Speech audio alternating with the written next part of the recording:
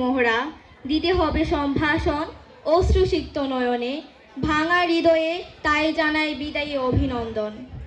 আজকে উপস্থিত আছেন আমাদের সম্মানিত অতিথিবৃন্দ এবং সম্মানিত শিক্ষক শিক্ষিকাবৃন্দ এবং আমার প্রাণপ্রিয় শিক্ষার্থী ও বিদায়ী ভাই ও বোনেরা, সবার প্রতি আমার রইল আন্তরিক শুভেচ্ছা ও সালাম। আসসালামু আলাইকুম। সম্মানিত উপস্থিতি, দোলনায় দোল খেতে খেতে সময়ের সাথে পাল্লা দিয়ে আমরা যে সময় কাটিয়েছি, শৈশবের সেই কোনো কথাই হয়তো আমরা বলতে পারবো না, আর যা বলে থাকি তা বড়দের থেকে শোনা মাত্র। ধীরে ধীরে মনের ভেতর প্রশ্নের উত্তর জানার যে গাছটা বেড়ে ওঠে, সেই বেড়ে ওঠার চাহিদা পূরণ করতেই এই সভ্যতার পৃথিবীতে স্কুল কলেজ এবং মাদ্রাসায় যাওয়া।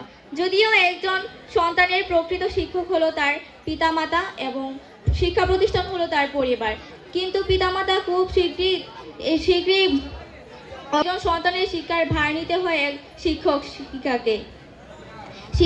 সম্মানিত শিক্ষক বৃন্দরা, আমরা যখন এই বিদ্যালয়ে আসি তখন কিছুই বুঝি না। আপনারা আপনাদের করুণ হৃদয়ে কতই না স্নেহ মমতা দিয়ে আমাদেরকে ঠাঁই দেন।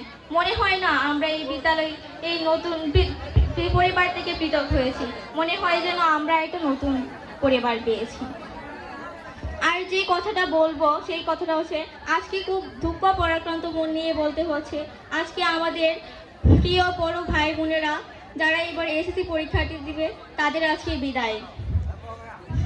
যদিও বিদায় একটা আনুষ্ঠানিকতা মাত্র, এই বিদ্যালয়ের আঙ্গিনায় বা আমাদের অন্তর থেকে আমার শিক্ষক শিক্ষিকাদের মধ্যে থেকে কখনোই তোমাদেরকে বিদায় দিতে পারবে না। এই বিদায় শুধু আনুষ্ঠানিকতা মাত্র। তোমরা আগামীর ভবিষ্যৎ, তোমাদের সফলতাই আমরা আশা করি। তোমরাই এই বাংলাদেশকে নতুন করে গড়বে। তোমরা তোমাদের স্বপ্নের এভারেস্ট যাতে জয় করতে পারো সেই আশায় আমরা করি। আমরা এই কয়েকটি বছর তোমাদের সাথে কাটিয়েছি, অনেক বেয়াদবি হয়তো করেছি, তোমরা তোমাদের মন থেকে আমাদেরকে ক্ষমা করে দিও। তোমাদের সফলতা কামনা করে আমি আমার সংক্ষিপ্ত বক্তব্য শেষ করছি। আসসালামু আলাইকুম।